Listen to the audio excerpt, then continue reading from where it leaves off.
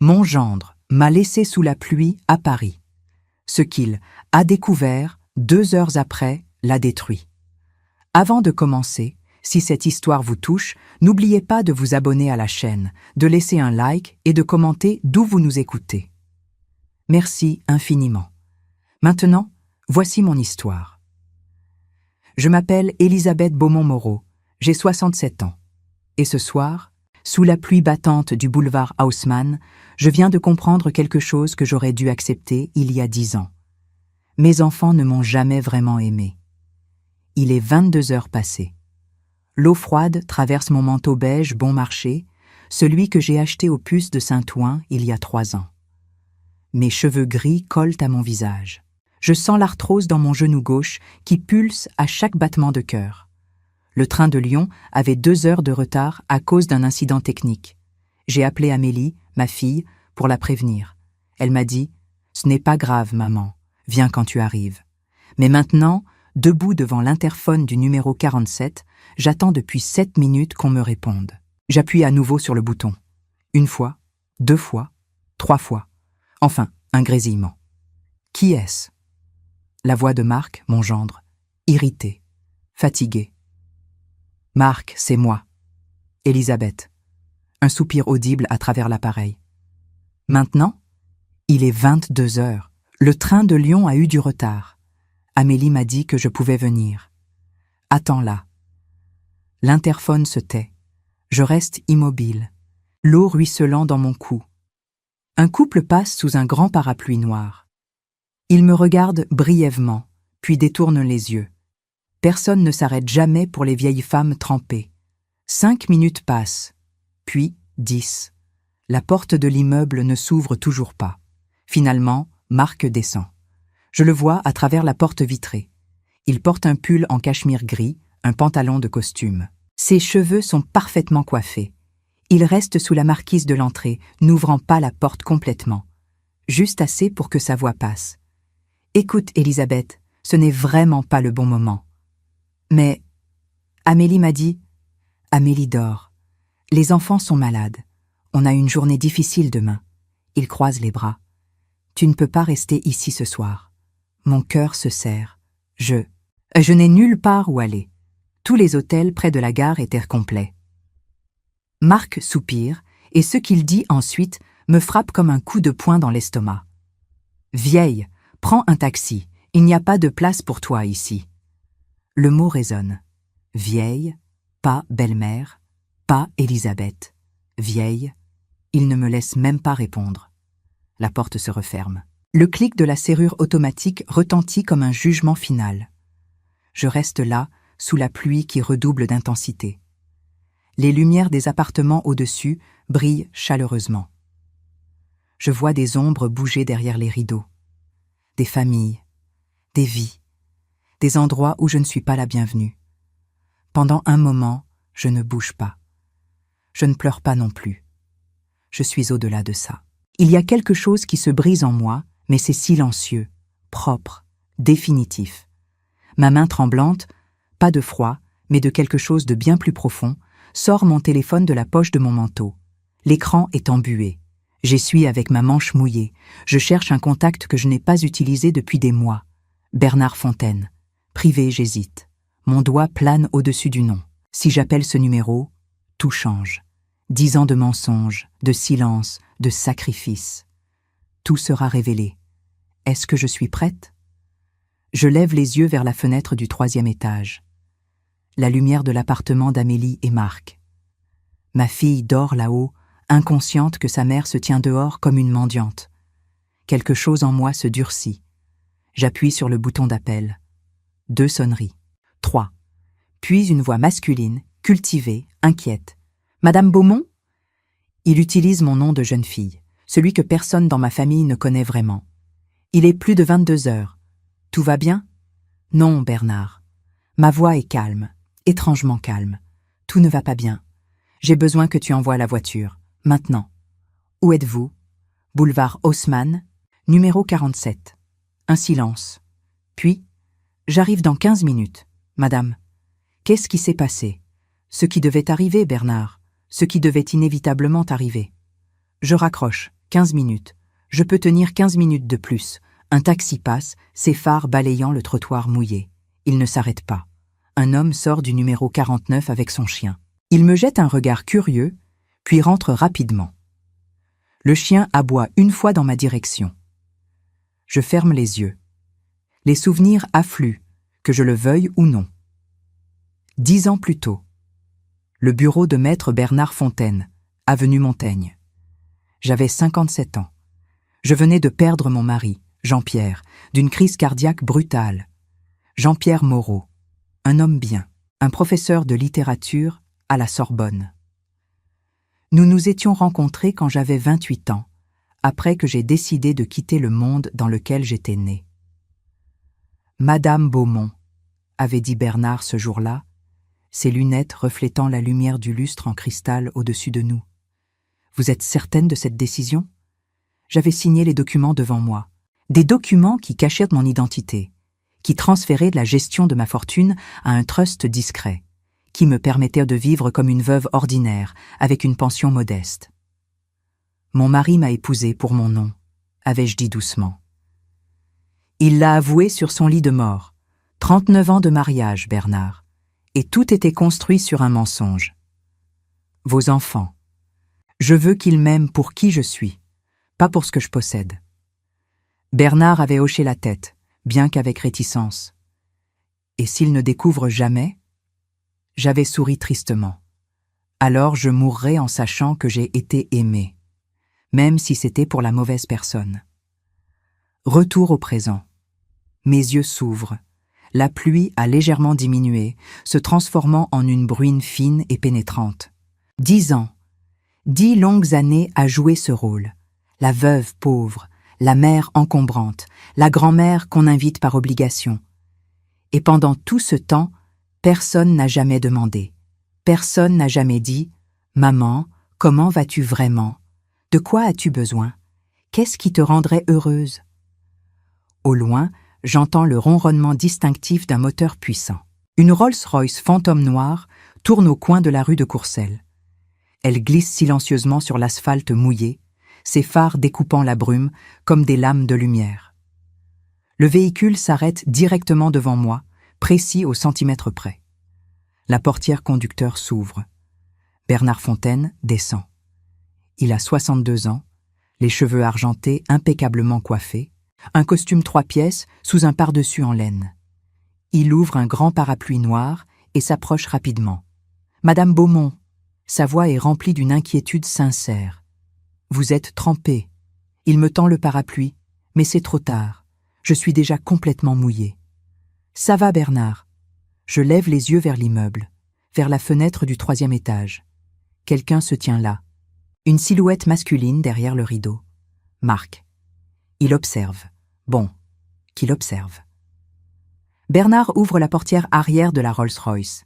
L'intérieur sent le cuir fin et le bois précieux. Une couverture en cachemire est déjà disposée sur le siège. « Madame, permettez-moi. » Il m'aide à monter avec la déférence qu'il a toujours montrée. Même quand je lui ai demandé, il y a 10 ans, de ne plus m'appeler « Madame » en public. Je m'installe sur le siège. La chaleur du chauffage m'enveloppe immédiatement. Bernard referme doucement la portière et contourne le véhicule pour reprendre sa place au volant. Nous démarrons en silence. Je regarde par la fenêtre teintée. Marc est maintenant sur le balcon, malgré la pluie. Il fixe la voiture. Même de cette distance, je peux voir son expression. Choc, confusion, début de panique. « Où souhaitez-vous aller, madame ?» demande Bernard, ses yeux me cherchant dans le rétroviseur. « À la maison, Bernard, à Neuilly. » Un silence. « Vous êtes certaine ?» ?»« Absolument certaine. » Ma voix ne tremble plus. C'est terminé. Les 10 ans d'expérience sont terminés. Bernard hoche la tête lentement et oriente la voiture vers l'ouest. Les lumières de Paris défilent. Nous passons devant l'Arc de Triomphe, illuminé et majestueux. Touristes et Parisiens marchent sur les Champs-Élysées, abrités sous leurs parapluies. La vie continue, indifférente aux petits drames personnels. Puis-je demander ce qui s'est passé ? Bernard rompt finalement le silence, alors que nous traversons le pont de Neuilly. Mon gendre m'a laissé sous la pluie. Ma fille dormait, ou prétendait dormir. Il m'a dit qu'il n'y avait pas de place pour moi. Je marque une pause. Il m'a appelée vieille. Bernard serre le volant plus fort. Je vois ses jointures blanchir. Madame, je suis profondément désolé. Ne sois pas désolé, Bernard. Toi, au moins, tu as toujours été honnête avec moi. Nous arrivons devant les grilles en fer forgé de ma véritable résidence. L'hôtel particulier du XVIIIe siècle se dresse derrière. 3 étages de pierre claire, des fenêtres à guillotine, un toit d'ardoise. Le jardin, même sous la pluie, est parfaitement entretenu. Des lumières douces éclairent les allées. Les grilles s'ouvrent automatiquement. Nous remontons l'allée circulaire. La fontaine centrale, 3 dauphins en bronze, continue de couler malgré l'heure tardive. Bernard arrête la voiture devant le perron. Avant qu'il ne puisse descendre, je pose ma main sur son épaule. Merci, Bernard. Pour tout. Pour ces 10 ans de discrétion. C'est moi qui vous remercie, madame. Pas beaucoup de personnes auraient le courage de faire ce que vous avez fait. Le courage ? Je ris amèrement. Ou la stupidité ? Le courage ? Répète-t-il fermement. Définitivement le courage. Je descends de la voiture. L'air nocturne est plus frais ici, à Neuilly, plus propre. La pluie s'est presque arrêtée, juste une légère bruine maintenant. Mathilde, ma gouvernante depuis 25 ans, ouvre la porte d'entrée. Elle a 68 ans, 1 an de plus que moi, avec des cheveux blancs tirés en chignon serré. Son visage s'illumine quand elle me voit, puis se décompose quand elle réalise mon état. « Madame Élisabeth, vous êtes trempée. Que s'est-il passé ?» « Une longue histoire, Mathilde. Je te raconterai demain. » Je monte les marches. « Prépare-moi un bain chaud, s'il te plaît, et du thé, beaucoup de thé. » Tout de suite, madame. J'entre dans le hall principal. Le sol en marbre blanc reflète la lumière du lustre vénitien. L'escalier en acajou courbe gracieusement vers les étages supérieurs. Des tableaux de maîtres, un Monet, 2 Renoir, un Degas, ornent les murs. C'est chez moi. Ça l'a toujours été. Depuis que mon père, Henri Beaumont, est mort il y a 40 ans et m'a tout laissé. L'empire textile, les propriétés, les investissements. Mais pendant 10 ans, j'ai prétendu que cet endroit n'existait pas. J'ai vécu dans un appartement modeste à Montmartre, 2 pièces au 5e étage sans ascenseur. J'ai fait mes courses au marché. J'ai pris le métro. J'ai accepté les vêtements d'occasion qu'Amélie me donnait avec condescendance. Tout cela pourquoi ? Pour découvrir que même pauvre, même humble, même effacé, je n'étais toujours pas assez pour mes propres enfants. Je monte lentement l'escalier, ma main glissant sur la rampe en bois poli. Chaque marche me rapproche de qui je suis vraiment. Chaque marche m'éloigne de la femme que j'ai prétendu être. À l'étage, je passe devant la galerie de portraits familiaux. Mon père, sévère mais juste, dans son costume de 1960.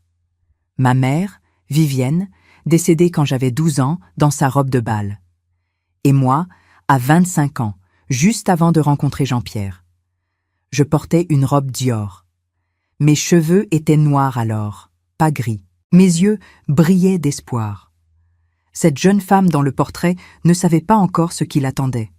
Elle ne savait pas qu'elle épouserait un homme qui ne l'aimait que pour son nom. Elle ne savait pas qu'elle aurait 2 enfants qui la traiteraient comme un fardeau. Elle ne savait pas qu'à 67 ans, elle se tiendrait sous la pluie, rejetée par sa propre famille. Mais maintenant, je sais, et je ne vais plus jamais l'oublier. J'entre dans ma chambre. La pièce est exactement comme je l'ai laissée il y a 3 mois lors de ma dernière visite secrète. Lit à baldaquin, commode, Louis XVI, vue sur le jardin. Mathilde frappe doucement et entre avec une pile de serviettes chaudes. Le bain sera prêt dans 5 minutes, madame. J'ai ajouté des sels de lavande. Merci, Mathilde. Je commence à retirer mon manteau trempé. Demain matin, appelle Maître Fontaine. Dis-lui que je veux le voir à 10 heures. Ici. Mathilde hésite. Madame, est-ce que tout va bien ? Je la regarde directement. Non, Mathilde, mais ça va aller. Elle hoche la tête et sort discrètement. Seule, je m'assieds sur le bord du lit. Mon téléphone vibre dans ma poche. Je le sors. 5 appels manqués. Tous de Marc. 3 messages. Je les ouvre. Élisabeth, c'était qui dans cette voiture? Rappelle-moi immédiatement. On doit parler, c'est important. Je souris, un sourire sans joie, sans chaleur. Maintenant, c'est important. Maintenant, il veut parler. Je ne réponds pas.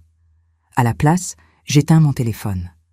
Dans la salle de bain adjacente, j'entends l'eau couler. La vapeur commence à s'échapper par la porte entr'ouverte, portant le parfum apaisant de la lavande. Je me déshabille lentement, laissant mes vêtements mouillés tomber en tas sur le sol. Dans le miroir en pied, je me vois. Une femme de 67 ans, des rides autour des yeux, des mains marquées par le temps, un corps qui a porté 2 enfants, qui a connu l'amour et la trahison, la richesse et l'humiliation volontaire. Mais dans mes yeux, quelque chose a changé. Il y a une étincelle qui n'était pas là ce matin. Une étincelle de libération. L'eau du bain est exactement à la bonne température. Je m'y glisse lentement, sentant la chaleur envelopper mon corps endolori. L'arthrose dans mon genou proteste d'abord, puis se calme. Je ferme les yeux et laisse ma tête reposer contre le rebord de la baignoire en marbre. 10 ans, 10 années complètes à vivre un mensonge. Mais était-ce vraiment un mensonge? Non, c'était un test que mes enfants ont échoué de manière spectaculaire. Je repense à Jean-Pierre, à son aveu sur son lit de mort, il y a 10 ans. Hôpital Cochin, chambre 412, un après-midi de mars. Il était si pâle, si diminué. L'homme robuste que j'avais épousé n'était plus qu'une ombre. Le cancer du pancréas l'avait consumé en 6 mois. Élisabeth, avait-il murmuré, sa main cherchant la mienne.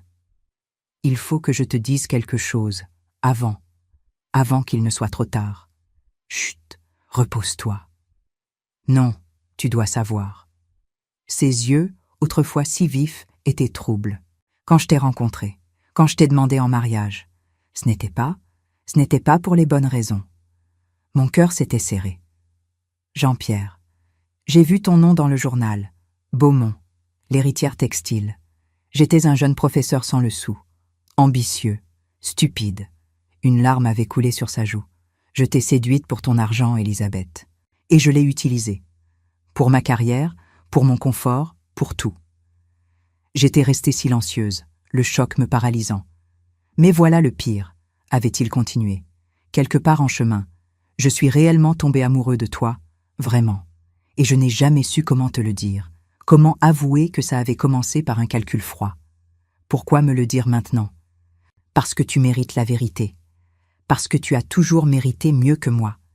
Il était mort 3 jours plus tard, et moi, j'étais restée avec cette révélation. 39 ans de mariage, 2 enfants, une vie entière construite sur un mensonge initial. Était-ce de l'amour ou de la manipulation? Les deux, peut-être. Mais cette ambiguïté m'avait hantée, et elle avait inspiré mon plan. De retour au présent, dans ma baignoire.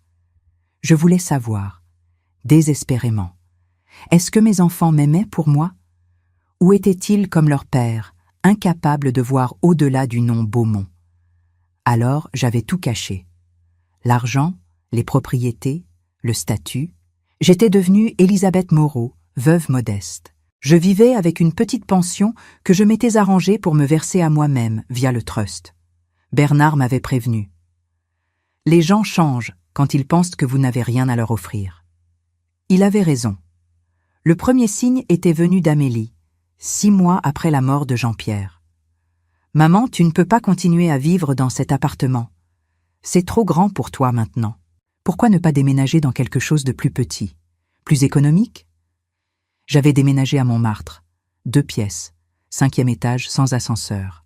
« Beaucoup mieux », avait dit Amélie lors de sa première et dernière visite.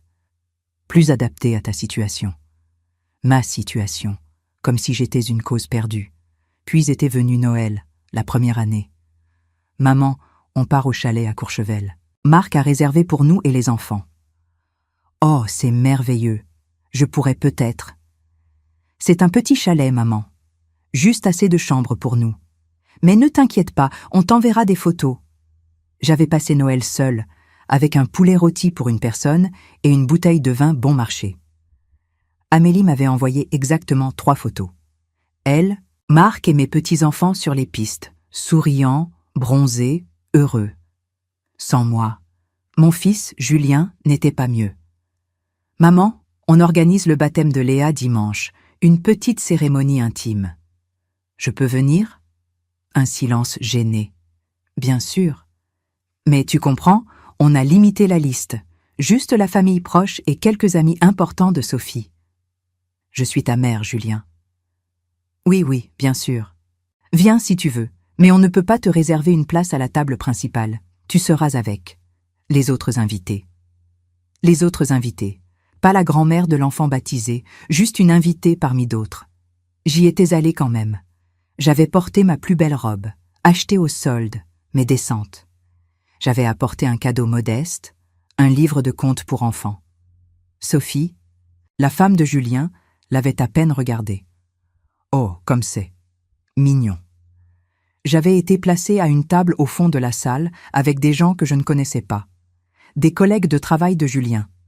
Ils avaient parlé de projets professionnels, de voyages, de choses que je ne comprenais pas. Personne ne m'avait adressé la parole. À un moment, Léa, ma petite fille, était passée près de ma table. Elle avait 2 ans. Je l'avais vue seulement 3 fois dans sa vie. « Bonjour, ma chérie », avais-je dit doucement.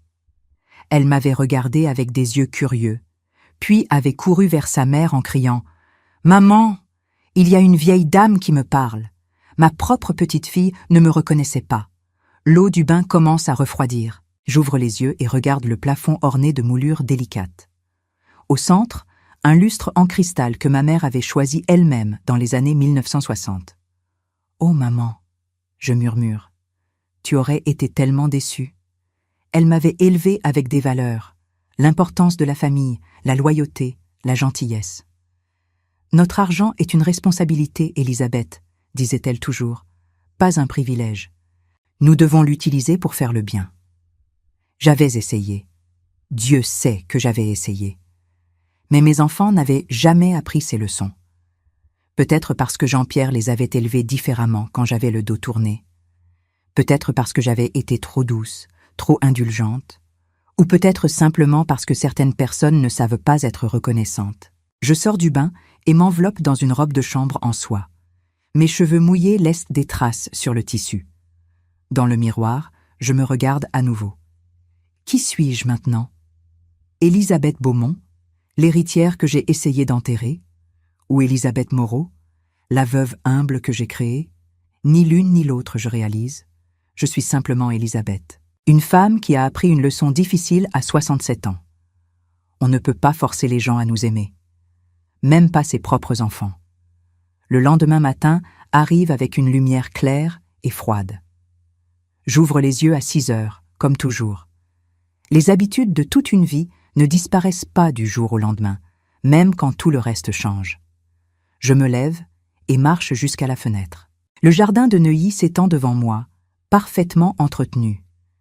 Les jardiniers sont déjà au travail. Je les vois tailler les haies, ratisser les feuilles mortes de l'automne tardif. Ils ne savent pas que la propriétaire les observe. Pour eux, je suis juste une riche Parisienne parmi tant d'autres. Mathilde frappe à la porte à 7 heures précises. « Bonjour, madame. J'ai préparé votre café. » Et Maître Fontaine a confirmé. Il sera ici à 10 heures. « Merci, Mathilde. » Elle pose le plateau sur la table basse près de la fenêtre. Du café noir, des croissants frais, de la confiture de framboise maison, le petit déjeuner que j'ai pris pendant des décennies. Pendant les 10 dernières années, à Montmartre, j'avais mangé du pain de la veille trempé dans du café instantané. Pas parce que je devais, mais parce que je voulais comprendre. « Madame, » dit Mathilde en hésitant, « votre téléphone a sonné plusieurs fois cette nuit. Je l'ai entendu de ma chambre. »« Je sais. Vous ne voulez pas ? » ?»« Non ? » Je prends une gorgée de café. Il est parfait. Pas encore. Mathilde hoche la tête et sort silencieusement. Elle a travaillé pour ma famille depuis qu'elle avait 40 ans. Elle a vu mon mariage, la naissance de mes enfants, la mort de mon père, puis celle de mon mari. Elle connaît tous mes secrets, sauf un. Elle ne sait pas à quel point il est douloureux de réaliser que vos enfants vous voient comme un fardeau. À 9 heures, je m'habille soigneusement. Un tailleur Chanel bleu marine. Des perles que ma mère m'a données pour mes 25 ans. Des escarpins en cuir italien. Je me coiffe, applique un peu de maquillage, discret, élégant. Dans le miroir, je vois une transformation. La vieille femme trempée d'hier soir a disparu. À sa place se tient Élisabeth Beaumont, héritière, femme d'affaires, personne à qui on ne dit pas « vieille », prends un taxi. À 10 heures précises, on sonne à la porte. Mathilde fait entrer maître Bernard Fontaine dans mon bureau privé au premier étage. C'est une pièce que j'adore. Bibliothèque du sol au plafond, remplie de livres anciens. Bureau en acajou massif ayant appartenu à mon père. Vue sur le jardin. Bernard entre, attaché case en cuir à la main. Il porte un costume gris anthracite impeccable. Madame Beaumont.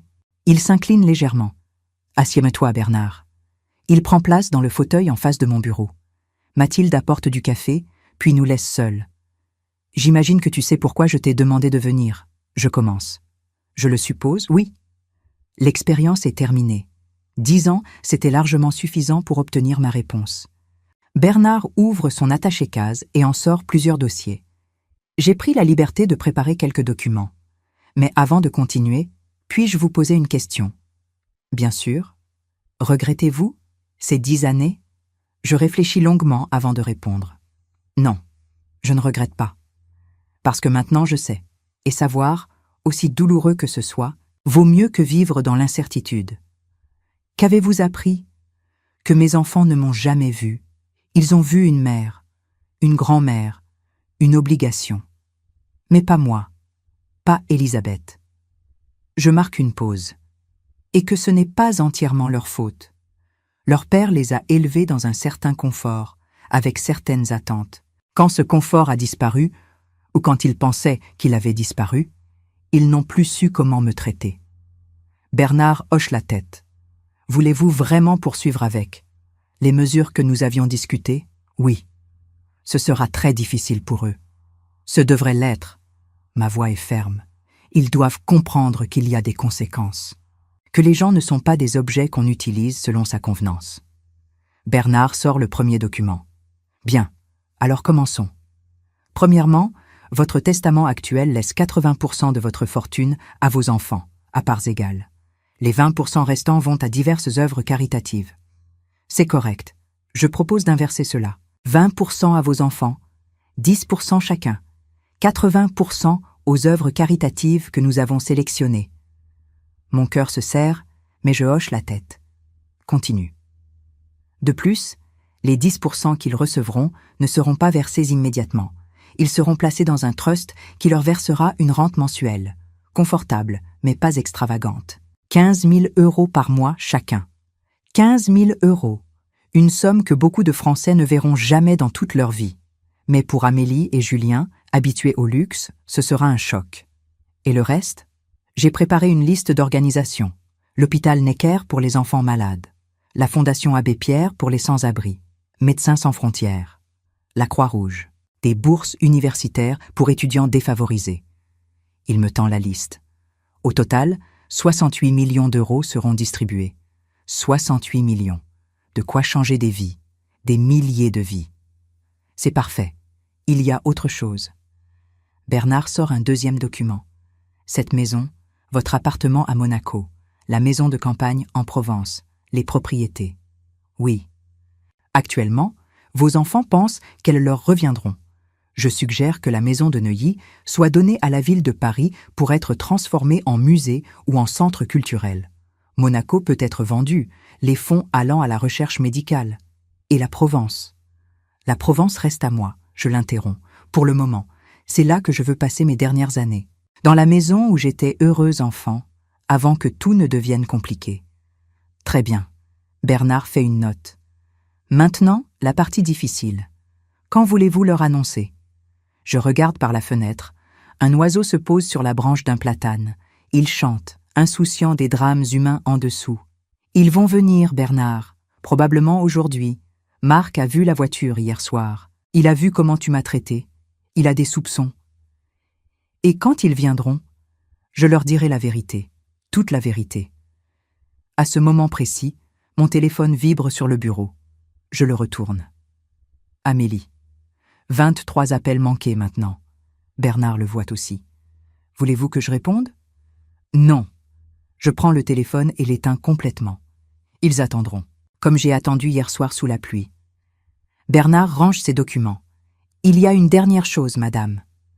Quoi? Êtes-vous sûre de vouloir continuer? Il n'est pas trop tard pour... Pourquoi? Pardonner et oublier? Je souris tristement. Bernard, j'ai 67 ans. Combien de temps me reste-t-il? 10 ans? 15 si j'ai de la chance. Je refuse de passer ces années à être traité comme une charge par mes propres enfants. Je comprends. Non, tu ne comprends pas. Pas vraiment. Je me lève et marche vers la fenêtre. Hier soir, debout sous cette pluie, j'ai ressenti quelque chose que je n'avais jamais ressenti auparavant. De la clarté. Une clarté absolue. Mes enfants ne m'aiment pas. Peut-être qu'ils m'ont aimé autrefois, quand ils étaient petits. Mais l'adulte qu'ils sont devenus ne m'aiment pas. C'est une conclusion terrible. C'est une conclusion libératrice. Bernard reste encore 1 heure. Nous passons en revue chaque détail, chaque document, chaque implication légale. Quand il part enfin à 11h30, tout est en ordre. Je suis seul dans mon bureau. Le silence de la grande maison m'enveloppe. Un silence que je n'ai pas connu depuis 10 ans. À Montmartre, il y avait toujours du bruit. Les voisins qui se disputaient. La circulation dans la rue, les sirènes d'ambulance, la vie urbaine, dense et chaotique. Ici, à Neuilly, tout est feutré, contrôlé, paisible. C'est étrange comme on peut se sentir plus seul dans le silence que dans le bruit. Mon téléphone, que j'ai rallumé, vibre immédiatement. Messages qui arrivent à par vagues, je les parcours sans émotion. Amélie, 8h23. Maman, où es-tu? Marc m'a dit que tu es partie dans une voiture de luxe hier soir. C'est quoi cette histoire? Amélie, 8h47. Maman, réponds-moi s'il te plaît. On s'inquiète. Marc, 9h15.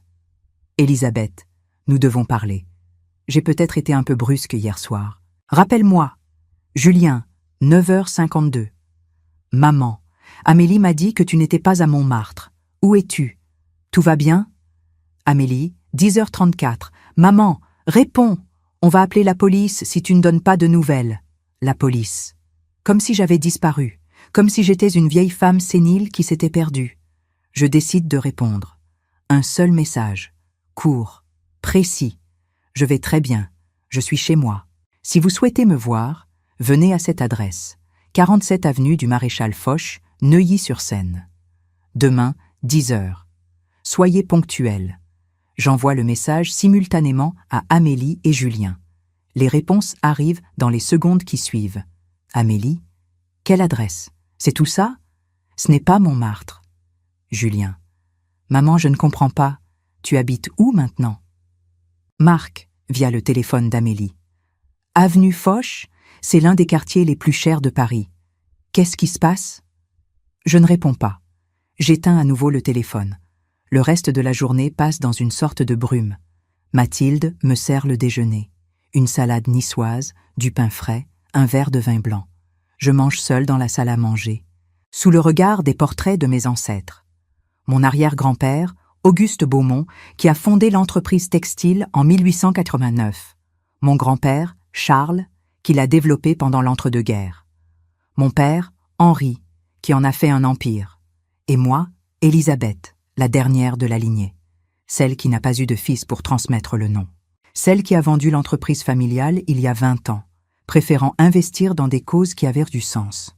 « Pardon, papa », je murmure au portrait. « Je sais que tu voulais que je garde l'entreprise, mais je ne pouvais pas. Pas après avoir vu comment elle était gérée. Pas après les scandales de travail des enfants dans les usines asiatiques. » Mon père ne répond pas, évidemment. Mais dans mon imagination, je l'entends dire « Tu as fait ce qui était juste, ma fille. C'est tout ce qui compte. » L'après-midi, je lis des romans que je n'ai pas eu le temps de finir ces dernières années. Je m'installe dans la bibliothèque avec une couverture et je me perds dans les mots. À 18h, Mathilde frappe doucement. « Madame, il y a quelqu'un à la grille. » Mon cœur bondit. « Qui ?»« Un homme. Il dit qu'il s'appelle Marc. Il demande à vous voir. » Donc il n'a pas pu attendre jusqu'à demain. Bien sûr qu'il n'a pas pu. Dis-lui que je le verrai demain à 10 heures, comme convenu. Pas avant. Mathilde hésite. Il insiste, madame. Il dit que c'est urgent. Mathilde. Je la regarde calmement. Dis-lui exactement ce que je viens de dire. Et si il continue à insister, appelle la sécurité pour le faire partir. Mathilde hoche la tête et descend. Je retourne à mon livre, mais les mots dansent devant mes yeux. Je ne peux pas me concentrer. 10 minutes plus tard, Mathilde revient. Il est parti, madame, mais il a laissé ceci. Elle me tend une enveloppe. Mon nom est écrit dessus d'une écriture que je ne reconnais pas immédiatement. Puis je réalise que c'est celle de Marc. Je ne l'ai jamais vu écrire à la main avant. J'ouvre l'enveloppe. Une lettre. Une seule page. Chère Elisabeth, je ne sais pas ce qui se passe, mais j'ai l'impression que j'ai fait une terrible erreur hier soir. Si je vous ai offensé, je m'en excuse sincèrement. Amélie et moi serions honorés de vous recevoir demain pour le déjeuner. S'il vous plaît, pardonnez mon comportement inexcusable. Avec mes respects, Marc, je relis la lettre 3 fois. Pas une seule fois, il ne mentionne m'avoir laissé sous la pluie. Pas une seule fois, il ne s'excuse d'avoir utilisé le mot « vieille ». Pas une seule fois, il ne reconnaît la cruauté de ses actes. Il s'excuse seulement parce qu'il a peur, parce qu'il a vu la voiture, parce qu'il commence à comprendre qu'il a peut-être sous-estimé qui je suis vraiment. Je froisse la lettre et la jette dans la cheminée. Les flammes la consument en quelques secondes. « Madame ?» Mathilde me regarde avec inquiétude. « Vous allez bien ?» « Oui, Mathilde. Pour la première fois depuis très longtemps, je vais vraiment bien. Ce soir-là, je dîne seule. Un repas simple, une omelette aux herbes, une salade, un peu de fromage. » Mathilde voulait préparer quelque chose d'élaboré, mais je lui ai demandé de ne pas se donner cette peine. Après 10 ans de repas frugaux à Montmartre, je n'ai plus besoin de prouver quoi que ce soit, je lui dis. Elle sourit tristement. Vous ne l'avez jamais fait, madame. Après le dîner, je monte dans ma chambre. Je me prépare pour la nuit, mais je sais que je ne dormirai pas facilement. À minuit, je suis toujours éveillée. Je me lève et marche jusqu'à la fenêtre. La lune est presque pleine, baignant le jardin d'une lumière argentée. C'est à ce moment que je vois quelque chose qui me glace le sang. Une silhouette, debout près de la grille. Elle regarde la maison. Je ne peux pas voir le visage dans l'obscurité, mais la posture est familière. Marc, il est revenu, et il observe. Combien de temps est-il resté là? 1 heure? 2? Je tire les rideaux et m'éloigne de la fenêtre. Mon cœur bat plus vite. Pour la première fois, je me demande, est-ce que j'ai peur? Non, je ne suis pas effrayée, mais je suis troublée, parce que Marc, qui m'a traité avec tant de mépris hier soir, est maintenant dehors dans le froid, essayant de comprendre qui je suis vraiment. Et demain, à 10 heures, il saura. Ils sauront tous. Je retourne au lit et éteins la lumière. Dans l'obscurité, je pense à ce qui va se passer. La confrontation, la révélation, la vérité. Suis-je prête? Oui. Parce qu'il y a quelque chose que Marc ne sait pas encore. Quelque chose que même Bernard ne sait pas complètement. Il y a un secret. Un dernier secret que je n'ai jamais révélé à personne. Et demain, quand mes enfants seront assis dans mon bureau, je leur dirai tout. Y compris pourquoi j'ai vraiment décidé de me cacher pendant 10 ans. La véritable raison. Celle que je n'ai jamais osé admettre, même à moi-même. Jusqu'à maintenant. Le matin arrive avec un ciel gris perle. Pas de pluie, mais une menace suspendue dans l'air. Je me réveille à 5h30, incapable de dormir plus longtemps. Je prends une longue douche chaude, laissant l'eau emporter les tensions de la nuit. Quand Marc était-il finalement parti? Je ne sais pas. Je n'ai pas regardé à nouveau par la fenêtre. À 8 heures, je suis déjà habillée. Un tailleur bordeaux cette fois. Plus autoritaire, plus sévère. C'est intentionnel. Mathilde me trouve dans le bureau, assise derrière le grand bureau en acajou, des documents étalés devant moi. « Vous n'avez pas pris de petit déjeuner, madame. »« Je n'ai pas faim. Vous devez manger quelque chose. » Elle a raison, évidemment. Je ne peux pas affronter cette matinée l'estomac vide. Du thé et des biscottes. C'est tout ce que je peux gérer. Mathilde apporte le plateau. Pendant que je bois mon thé, elle arrange discrètement la pièce. Elle place 3 chaises en face de mon bureau. 3 verres d'eau. Une carafe. « Vous pensez qu'ils viendront tous les 3 ?» demande-t-elle. « Amélie et Marc certainement. Julien. Je ne sais pas. Il est moins confrontant. »« Et vous êtes prête ?» Je la regarde. Cette femme qui m'a servi pendant 25 ans, qui a gardé tous mes secrets, qui ne m'a jamais jugée. « Mathilde, puis-je te poser une question personnelle ?»« Bien sûr, madame. Est-ce que tu penses que je suis une mauvaise mère ?» Elle ne répond pas immédiatement.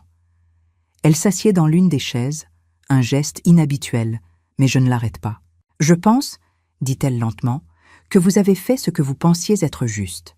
Vous vouliez savoir si vos enfants vous aimaient pour vous-même. C'est une question que beaucoup de parents riches se posent, mais peu ont le courage de chercher vraiment la réponse. Et maintenant que j'ai la réponse, maintenant, vous devez décider ce que vous allez faire avec cette connaissance. » Elle me regarde directement. « La vengeance ou le pardon, madame ? » Je ne cherche pas la vengeance. Non. Non, je cherche la justice, la reconnaissance. Je veux qu'ils comprennent qu'on ne traite pas les gens, n'importe qui, encore moins sa propre mère, comme ils m'ont traité. Mathilde hoche la tête. Alors vous faites ce qui doit être fait. À 9h30, l'interphone de la grille sonne. Mon cœur fait un bond, mais je reste assise, immobile. Mathilde descend. J'entends des voix à travers le système de communication. Amélie, nerveuse, agitée. Nous sommes en avance, mais nous aimerions voir ma mère maintenant, s'il vous plaît. La voix de Mathilde, calme et professionnelle. Madame Beaumont vous recevra à 10h, comme convenu. Vous pouvez attendre dans votre voiture ou revenir dans 30 minutes. Attendez, je suis sa fille, je n'ai pas besoin de rendez-vous pour voir ma propre mère. Les instructions de madame étaient claires. 10h. Un silence. Puis, la voix de Marc, plus diplomatique. Nous comprenons. Nous reviendrons à 10h. Je souris malgré moi. Bien joué, Mathilde. Les 30 minutes suivantes s'étirent comme des heures. Je relis les documents que Bernard a préparés. Mon testament révisé. Les lettres d'intention pour les organisations caritatives. Les détails du trust pour Amélie et Julien. Tout est en ordre. Mais il y a un document de plus. Celui que je n'ai montré à personne. Même pas à Bernard. C'est une lettre, écrite de ma main, adressée à mes enfants. Je l'ai écrite il y a 2 ans, lors d'une nuit particulièrement difficile à Montmartre. Une nuit où je m'étais sentie si seule, si invisible, que j'avais pleuré jusqu'à l'aube. Je sors la lettre de mon tiroir et la place sur le bureau, face cachée. À 10h précises, l'interphone sonne à nouveau. Cette fois, Mathilde les fait entrer. J'entends leurs pas dans le hall, des exclamations étouffées. Ils découvrent la maison pour la première fois. « Mon Dieu !» murmure Amélie. « C'est incroyable. »« Regarde ce lustre !» dit Marc, sa voix remplie d'avidité à peine dissimulée. « C'est un vrai baccarat. » Leurs pas montent l'escalier, s'arrêtent devant mon bureau. Mathilde frappe. « Entrez !» La porte s'ouvre. Amélie entre en premier. Elle a 42 ans. Mais ce matin, elle paraît plus jeune, vulnérable. Elle porte un tailleur pantalon noir, des perles, imitant inconsciemment mon style, je réalise. Marc la suit, costume gris, cravate parfaitement nouée. Ses yeux scannent immédiatement la pièce, évaluant, calculant. Et derrière eux, une surprise, Julien, mon fils, 45 ans. Il a les yeux de son père, la même faiblesse aussi. Il reste debout, incertain. « Asseyez-vous », je dis calmement. Il s'exécute. 3 adultes qui ressemblent soudainement à des enfants convoqués chez le directeur. Le silence s'installe, lourd, oppressant. Amélie le brise en premier. « Maman, qu'est-ce que... je veux dire, cette maison ?» Cette maison appartient à la famille Beaumont depuis 1892. Je l'interromps. Mon arrière-grand-père l'a achetée avec les premiers profits de son entreprise textile. Mais tu n'as jamais.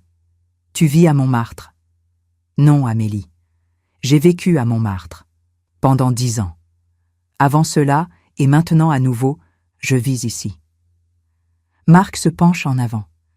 Élisabeth, je pense qu'il y a eu un terrible malentendu.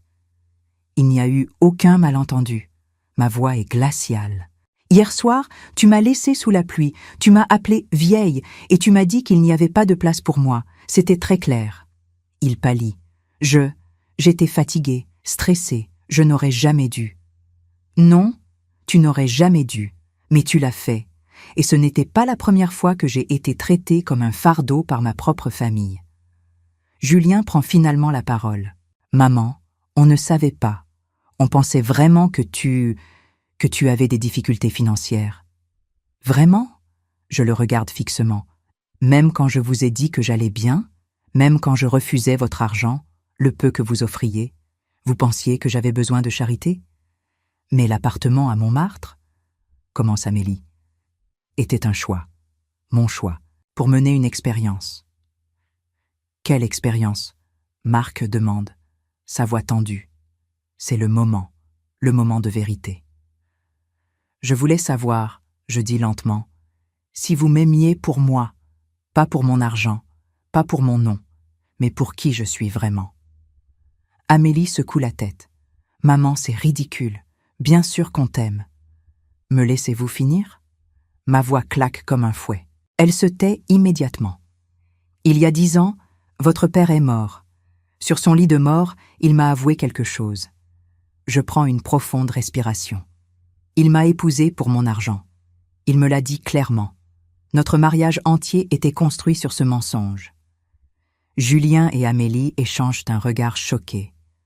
Je ne vous ai jamais dit cela, parce que je ne voulais pas salir sa mémoire. Mais cela m'a hantée. Et cela m'a fait me demander, est-ce que vous, mes enfants, m'aimez vraiment? Ou suis-je juste? Utile? Maman. Julien commence, mais je lève la main. Alors j'ai fait disparaître l'argent, du moins en apparence. J'ai vécu simplement, modestement. Et j'ai attendu. J'ai attendu de voir comment vous me traiteriez. Les larmes commencent à couler sur le visage d'Amélie. Et vous savez ce que j'ai découvert? Personne ne répond. Que sans argent, je n'existais plus pour vous. Le silence qui suit mes mots est absolu. Même l'horloge antique dans le coin semble avoir cessé de tic-taquer. Amélie pleure maintenant ouvertement, ses mains tremblant sur ses genoux. Julien fixe le sol, incapable de me regarder. Marc est le seul qui essaie de garder une façade de contrôle, mais je vois sa pomme d'Adam bouger nerveusement quand il avale sa salive. Je ne vous raconte pas cela pour vous punir. Je continue, ma voix plus douce maintenant. Je vous le raconte parce que vous méritez de savoir la vérité, toute la vérité.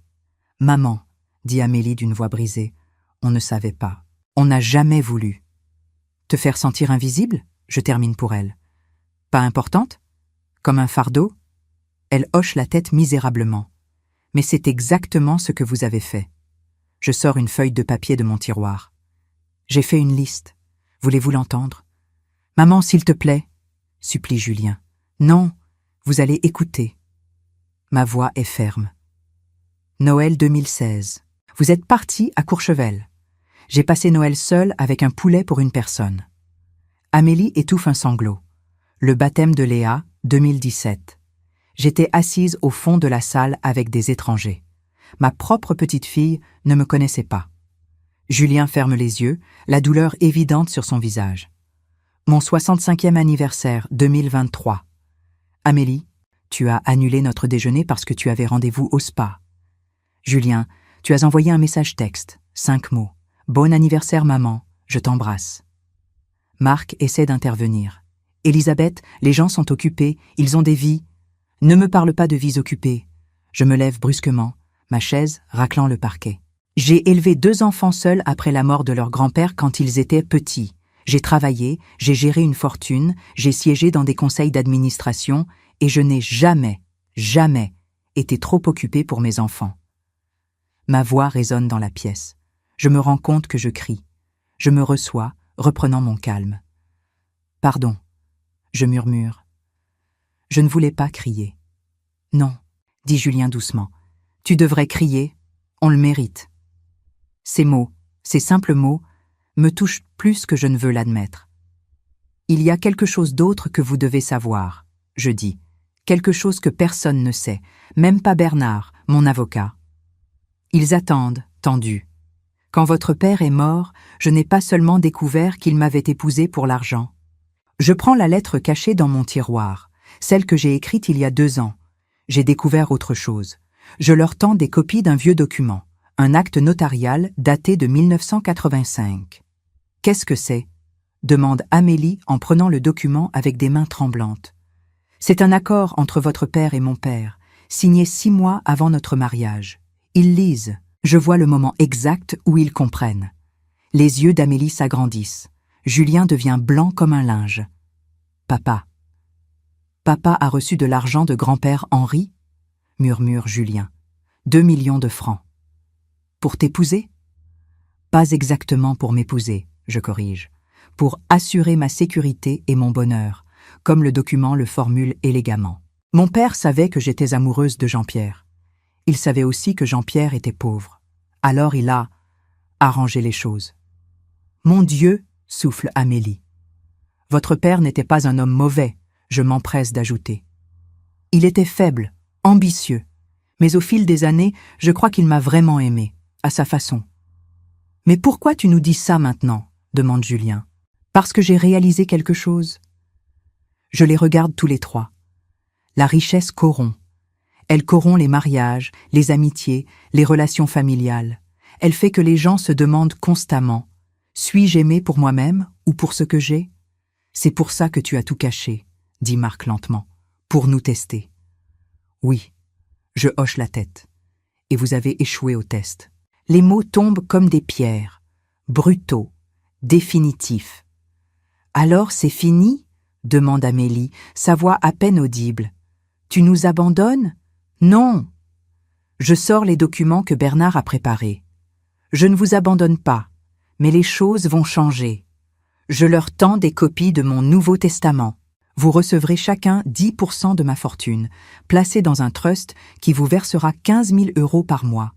Marc fait un calcul rapide. Je vois son visage se décomposer quand il réalise ce que cela signifie. 15 000 € par mois, répète-t-il.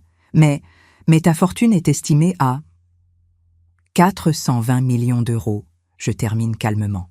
Ce qui signifie que vous recevez chacun environ 42 millions, dont vous ne toucherez qu'une petite rente mensuelle. Et les autres 336 millions, demande Julien, même s'il connaît déjà la réponse. Vont à des œuvres caritatives, des organisations qui aident vraiment les gens, les enfants malades, les sans-abri, les étudiants défavorisés, les réfugiés. Tu ne peux pas faire ça! Marc se lève brusquement. C'est de l'argent familial, il doit rester dans la famille. Rassieds-toi, Marc, je dis froidement. Cet argent est le mien, pas le tien. Pas celui d'Amélie, le mien. Mon père me l'a laissé. Et je décide de ce qu'il en advient. Amélie dit quelque chose. Marc se tourne vers sa femme. C'est injuste. Après tout ce qu'on a fait pour elle. Qu'avez-vous fait pour moi exactement ? Je demande doucement. Dites-moi, Marc, qu'avez-vous fait ? Il ouvre la bouche, puis la referme, parce qu'il ne peut rien dire. Il n'y a rien à dire. Amélie pose une main sur le bras de Marc, le faisant se rasseoir, puis elle me regarde avec des yeux rouges et gonflés. « Tu as raison, maman, » dit-elle simplement. « On ne mérite pas plus. » Ces mots me surprennent. Je m'attendais à de la colère, des accusations, des justifications. Pas à ça. Amélie. Commence Marc, mais elle le fait taire d'un geste. Non, Marc, maman a raison, on l'a traitée terriblement. Elle se lève et s'approche de mon bureau. Je ne peux pas parler pour Julien ou pour toi, mais moi, j'ai été une fille horrible. Amélie, tu n'as pas besoin ? Si, j'ai besoin. Des larmes coulent librement maintenant. Tu te souviens quand j'ai eu mes jumeaux, Hugo et Emma ? Bien sûr. J'ai fait une dépression post-partum, sévère. Je ne pouvais pas sortir du lit, je ne pouvais pas m'occuper de mes bébés. Sa voix se brise. Qui est venu ? Qui est resté pendant 3 mois pour m'aider ? Qui a changé les couches à 3 heures du matin quand je pleurais dans la salle de bain ? Je ne dis rien. Elle sait que je connais la réponse. Toi, maman, toi, avec ton arthrose et tes finances limitées, tu es venue et tu as tout fait. Elle sanglote maintenant. Et comment je t'ai remercié ? En te donnant mes vieux vêtements à Noël l'année suivante ? Des vêtements que je ne voulais plus. Julien se lève aussi, s'approche lentement. Je me souviens quand Sophie m'a quitté la première fois, dit-il doucement. Il y a 5 ans, je buvais trop, je ne dormais pas, j'ai perdu mon travail. Je m'en souviens, je dis. Tu m'as prêté de l'argent, 20 000 €. Tu as dit que c'était tes économies, tout ce que tu avais. Il rit amèrement. Je ne te l'ai jamais rendu. Je n'ai même jamais dit merci correctement. Je ne t'ai jamais demandé de me le rendre. Je sais, et ça rend les choses encore pires. Marc est le seul qui reste assis, les bras croisés, l'air renfrogné. Vous semblez tous oublier, dit-il enfin, que des parents sont censés aider leurs enfants. C'est normal. Ce n'est pas quelque chose qui mérite une médaille.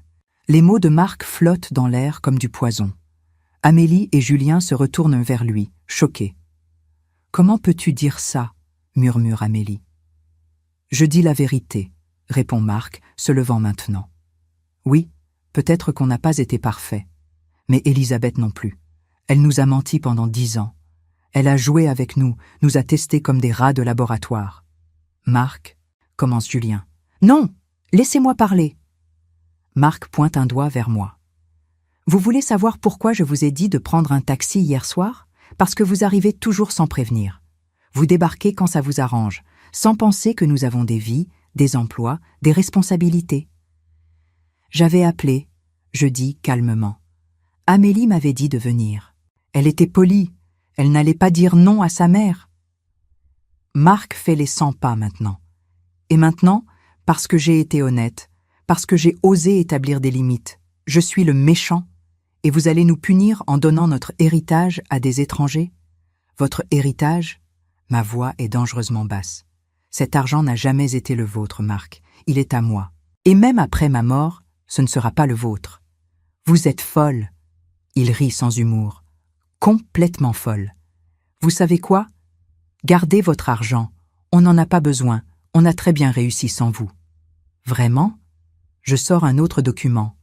Parce que selon mes informations, vous avez contracté un prêt de 80 000 € il y a 6 mois. Pourquoi déjà ? Ah oui, pour votre voiture. Une Porsche Cayenne. Marc pâlit. Et cette proposition d'affaires à Monaco dont vous parliez hier soir, celle qui nécessite 50 000 € d'investissement initial. J'imagine que vous comptiez sur... Quoi exactement ? Comment savez-vous tout ça ? Sa voix tremble de colère.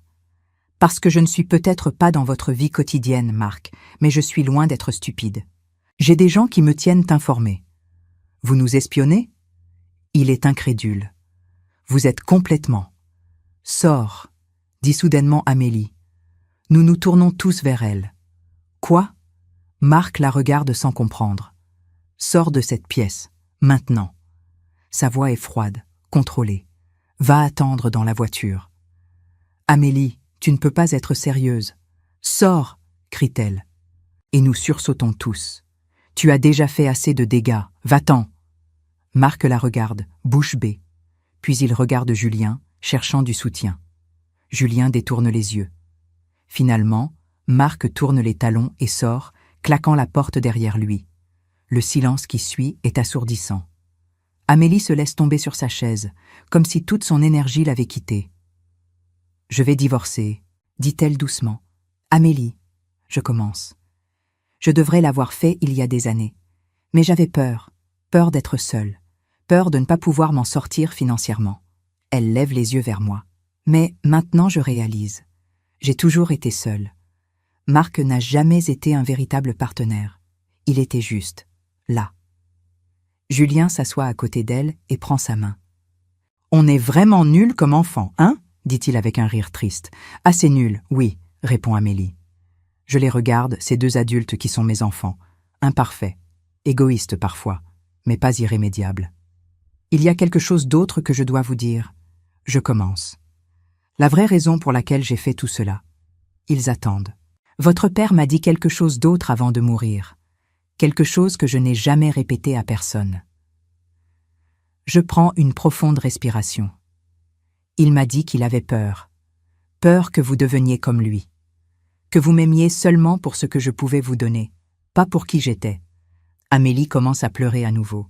Il m'a fait promettre de vous tester d'une manière ou d'une autre, de m'assurer que vous compreniez la valeur de la famille, pas de l'argent. Je touche la lettre sur mon bureau, celle que j'ai écrite il y a 2 ans. Alors j'ai créé cette expérience. Je me suis caché. J'ai attendu. Et on a échoué, dit Julien. Vous avez échoué le premier test, oui.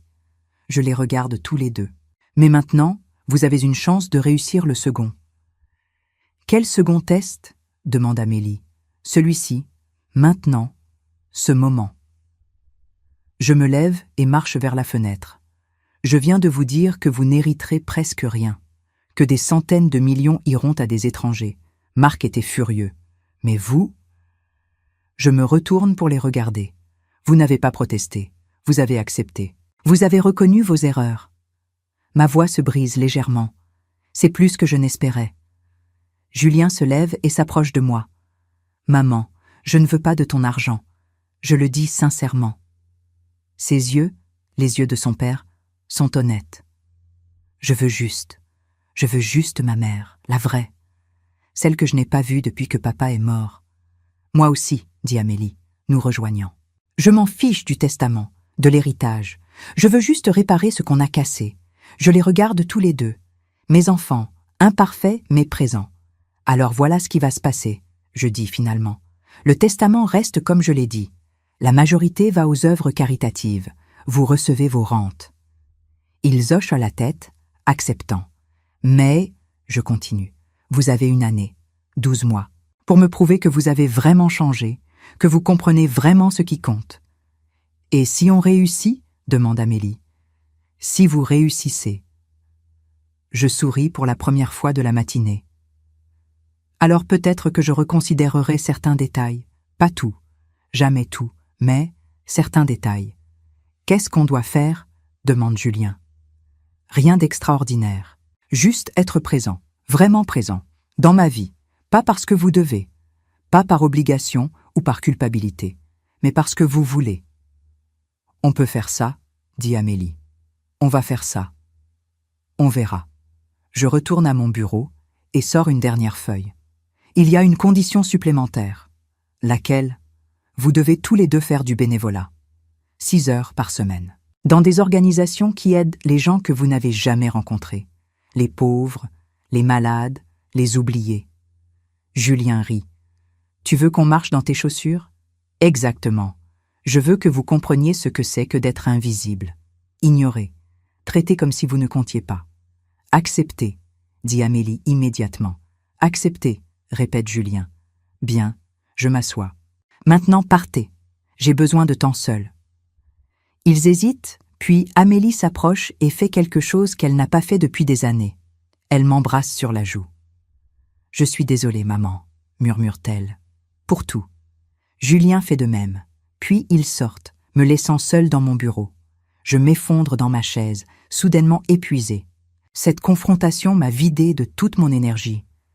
Mathilde entre discrètement avec du thé. « Comment ça s'est passé, madame ?»« Mieux que prévu ?» Je réponds. « Différemment que prévu. Vous leur avez pardonné ?»« Non, pas encore. Peut-être jamais complètement. » Je prends le thé chaud. Mais je leur ai donné une chance. C'est plus que beaucoup de gens font. Par la fenêtre, je vois Amélie et Julien marcher vers la grille. Marc est déjà dans la voiture, le moteur en marche. Je vois Amélie lui parler. Même de cette distance, je peux voir qu'elle est en colère. Elle pointe son doigt, fait des gestes brusques. Puis elle sort de la voiture. Marc descend sa fenêtre, criant quelque chose. Mais Amélie marche simplement vers la voiture de Julien et monte à l'intérieur. La Porsche de Marc démarre en trombe, disparaissant dans la rue. Amélie est restée. Les jours qui suivent sont étranges. Calme d'une manière que je n'ai pas connue depuis longtemps, mais aussi tendue d'anticipation. Amélie m'appelle le lendemain, puis le surlendemain. De vraies conversations. Pas seulement « Bonjour, comment vas-tu, au revoir ». Elle me raconte qu'elle a pris un avocat pour le divorce, que Marc refuse de quitter l'appartement, qu'elle dort chez son frère temporairement. Je ne savais pas que Julien et toi étiez si proches, je remarque lors d'une de nos conversations téléphoniques. On ne l'était pas, admet-elle. Mais depuis cette matinée chez toi, on parle, vraiment. On réalise qu'on a tous les deux. Ah, qu'on s'est perdu en chemin. C'est bien, je dis. La famille devrait se soutenir. Un silence. Puis, maman, est-ce que je peux venir te voir ce week-end? Juste toi et moi? Mon cœur fait un petit bond. J'aimerais beaucoup. Elle vient le samedi, sans les enfants, sans distraction. Nous nous promenons dans le jardin de Neuilly. C'est une belle journée de novembre. Froide, mais ensoleillée. Les feuilles mortes craquent sous nos pieds. C'est magnifique ici, dit Amélie, regardant autour d'elle. Je ne me souvenais pas. Enfin, je ne me souviens de rien de cet endroit. Tu avais 3 ans la dernière fois que tu es venu, juste avant que ton grand-père Henri ne meure. Pourquoi tu ne nous amenais jamais ici, quand on était enfant? Ton père ne voulait pas. Il disait que c'était trop ostentatoire, qu'il valait mieux élever les enfants plus, normalement. Mais il aimait l'argent, dit Amélie doucement. Il aimait ce que l'argent pouvait acheter, mais il détestait d'où il venait. Je m'assois sur un banc près de la fontaine. Ton père était compliqué, comme nous tous. Amélie s'assoit à côté de moi. Maman, puis-je te demander quelque chose? Quelque chose de personnel? Bien sûr. Est-ce que tu as été heureuse, avec papa, même après avoir découvert? Ce que tu as découvert? Je réfléchis longuement avant de répondre. Oui et non, je dis finalement. J'ai été heureuse par moments. Quand vous êtes né, quand vous avez fait vos premiers pas, dit vos premiers mots. Ces moments étaient purs, vrais. Mais il y avait toujours cette ombre, cette question. M'aime-t-il vraiment? Ou est-ce que je suis juste, utile? Je suis tellement désolée, maman. La voix d'Amélie tremble. Désolée que tu aies dû vivre avec ça, et désolée qu'on t'ait fait ressentir la même chose. Je prends sa main. Tu sais ce qui est bizarre. Je devrais être en colère, furieuse. Mais je ne le suis pas. Je suis juste, fatiguée. Fatiguée de quoi? De me cacher, de prétendre, de tester les gens. Je lève les yeux vers le ciel bleu. J'ai 67 ans, Amélie. Je ne sais pas combien de temps il me reste. 5 ans, 10, 20 si j'ai vraiment de la chance. Je ne veux pas passer ce temps à être amère. Alors pourquoi le testament? Pourquoi nous punir? Ce n'est pas une punition, c'est une leçon. Je la regarde directement. L'argent que je donne aux œuvres caritatives va aider des milliers de personnes, des enfants qui n'ont jamais eu de chance, des familles qui dorment dans la rue, des malades qui ne peuvent pas se payer de traitement. Je comprends. Je veux que toi et Julien voyiez cela. Je veux que vous fassiez partie de ce processus. Que vous compreniez que notre richesse n'est pas juste pour nous, c'est une responsabilité. Amélie hoche la tête lentement. J'ai commencé le bénévolat. Déjà? Oui, dans une soupe populaire près de Montmartre. Ironiquement, pas loin de ton ancien appartement. Elle sourit tristement. Tu sais ce qui est fou? J'ai vu des femmes là-bas qui te ressemblaient, âgées, seules, oubliées, et j'ai réalisé que tu aurais pu être l'une d'elles, si tu étais née dans d'autres circonstances. Nous sommes tous à quelques mauvaises décisions de là. Je dis doucement. Nous restons assises en silence pendant un moment. Le vent agite doucement les branches nues des arbres. « Maman, dit finalement Amélie, est-ce que tu peux me pardonner un jour? » Je ne sais pas, je réponds honnêtement. Le pardon n'est pas un interrupteur qu'on allume. C'est un processus, long, difficile. Je comprends. Mais je peux te dire ceci, je veux essayer. Je veux essayer de reconstruire quelque chose avec toi. Pas ce qu'on avait avant. Quelque chose de nouveau, de mieux. Moi aussi. Elle essuie ses larmes. Moi aussi. Nous rentrons dans la maison. Mathilde a préparé le déjeuner. Une soupe à l'oignon, de la salade, du pain frais. Pendant que nous mangeons, Amélie me parle de ses enfants. Vraiment. Pas juste des faits basiques, mais qui ils sont vraiment. Hugo veut devenir architecte, dit-elle. Il dessine tout le temps. Des immeubles impossibles. Des ponts fantastiques. Il a 15 ans maintenant, n'est-ce pas? Oui, et Emma. Emma est passionnée par la biologie marine. Elle veut sauver les océans. Je ne les connais presque pas, je dis tristement. Je sais, et c'est ma faute. Amélie joue avec sa cuillère. Maman, est-ce qu'ils pourraient-ils venir te voir? Bientôt, je veux qu'ils connaissent leur grand-mère, la vraie. J'aimerais beaucoup.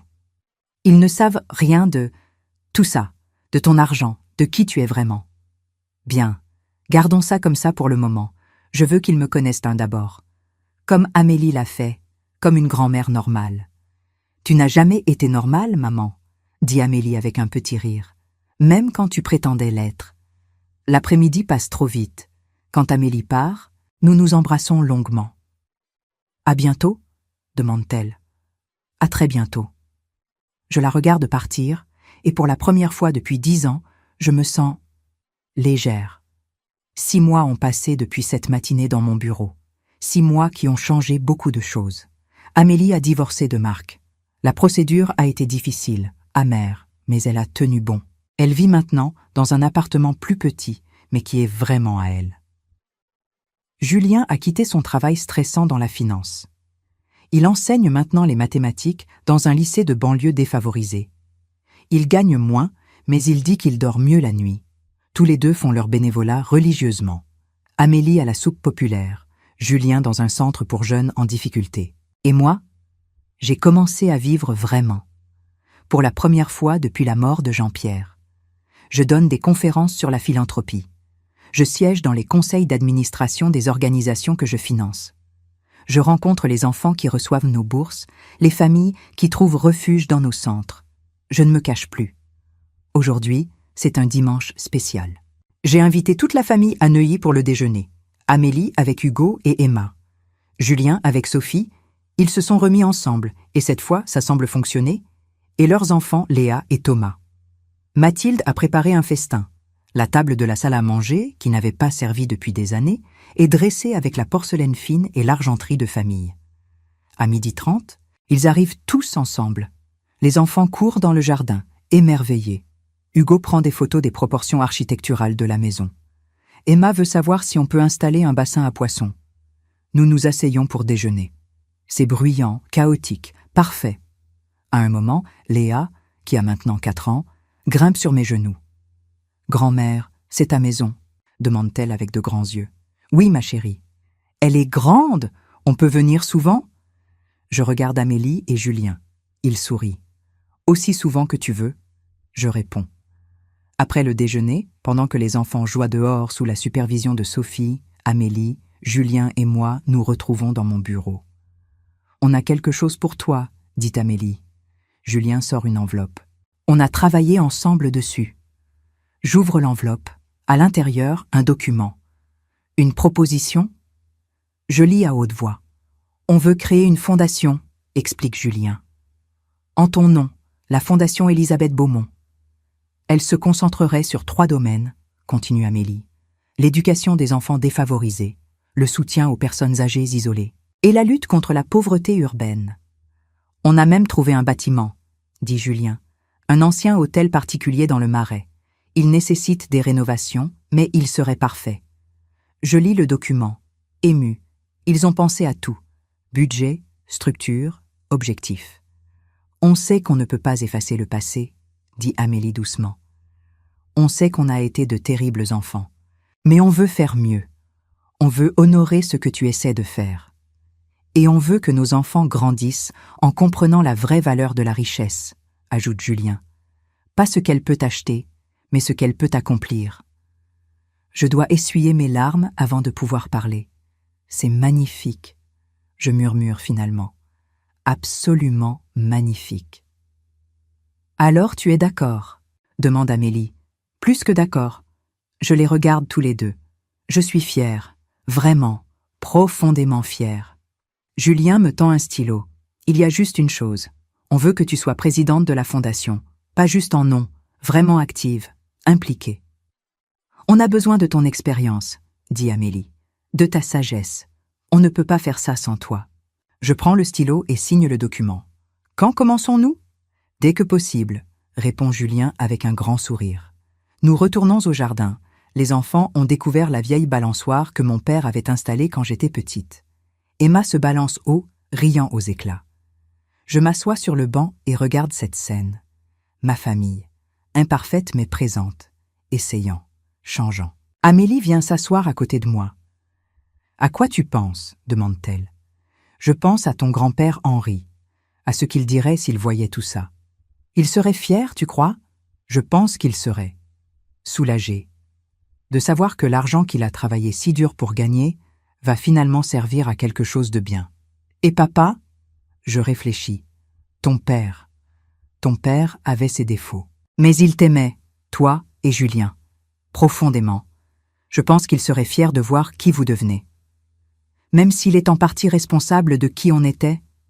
Surtout pour ça. Parce que changer, Amélie, c'est courageux. Reconnaître ses erreurs et faire mieux, c'est ce qui compte vraiment. Le soleil commence à baisser. La lumière dorée de fin d'après-midi baigne le jardin. « Maman, » dit Amélie soudainement, « tu te souviens quand tu as dit que le pardon était un processus ?»« Oui. Où en es-tu dans ce processus ?» Je la regarde. Ma fille, qui essaie si fort, qui change vraiment. Plus loin que je ne l'aurais cru possible, je réponds honnêtement. Pas encore à la fin, mais sur le chemin. C'est tout ce que je peux demander. Elle pose sa tête sur mon épaule, comme elle le faisait quand elle était petite. Nous restons assises en silence, regardant les enfants jouer. Le rire de Léa résonne dans le jardin. Hugo montre à Thomas comment construire une cabane avec des branches. Emma et Sophie examinent les fleurs qui restent. C'est un moment parfait, simple, vrai. Et je réalise quelque chose. C'est ce que j'ai toujours voulu. Pas l'argent, pas les propriétés, pas le pouvoir, juste ça. Une famille qui m'aime vraiment, pour qui je suis. Ça a pris 67 ans, 10 années de sacrifices et de tests, une nuit sous la pluie qui a tout changé. Mais j'y suis arrivée. Quand tout le monde part ce soir-là, dans un concert de bisous et de promesses de revenir bientôt, Mathilde me trouve dans le bureau, regardant par la fenêtre. « Une bonne journée, madame ?» demande-t-elle. « Une très bonne journée, Mathilde ?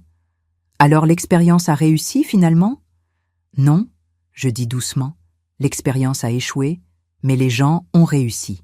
C'est mieux. » Je retourne à mon bureau et sors un dernier document.